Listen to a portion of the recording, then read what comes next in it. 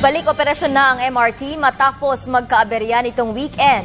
Tiniyak naman ng pamunuan ng tren na pinag-aaralan nito kung paano higit na mapangangalagaan ang kaligtasan ng mga pasahero. Si Julius Disamburon ang ating tagapagbalita. Normal na ulit ang operasyon ng Metro Rail Transit matapos pumalya ang kanilang radio communication system nitong weekend.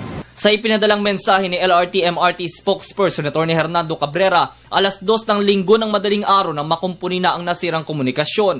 Bukod dyan ay mananatiling aalis ng alas 4 ng umaga ang unang biyahe ng tren sa North Avenue Station.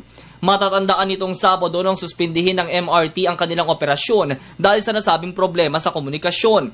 Mahihirapan kasi ang bawat istasyon na matiyak ang seguridad ng mga commuter sakaling wala ito. Dahil ang kanilang two-way communication system ang daan para makapag-usap sa pagitan ng train operator at ng control center. May mga hakbang din ang MRT upang maiwasan na ang aksidente gaya ng pagkakadiskaril ng isang bagon sa Taft Avenue Station. Kanilang ibinaba sa 40 km per hour ang speed limit ng mga tren, pero kalakip naman ito'y mahabang pila ng mga pasahero.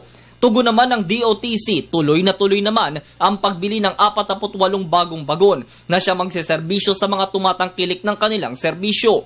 Samantala, inihayag naman ni Atty. Cabrera na handa din sila sakaling dumating ang mga malalakas na pag-ulan pagpasok ng Setyembre. Nagbigay kaagad ng instruction si Administrator Chaneco na siya rin ang OIC ng MRT3 na i-inspect natin lahat, i-assess natin lahat ng ating mga existing na lighting arrestor.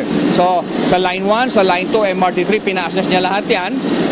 Tatlo yung objective ni Administrator Chaneco. Number 1, tiyakin na gumagana lahat ng ating lighting arrestor. Pangalawa, tiyakin na tama yung bilang.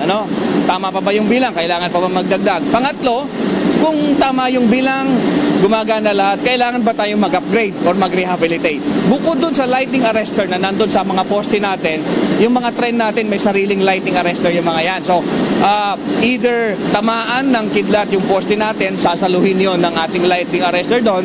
Kung may excess energy yung kidlat at nakataon may trend doon sa area, meron pa rin backup na lighting arrestor yung ating mga trend. Para sa Telebisyon ng Bayan, ako si Julius Disamburon.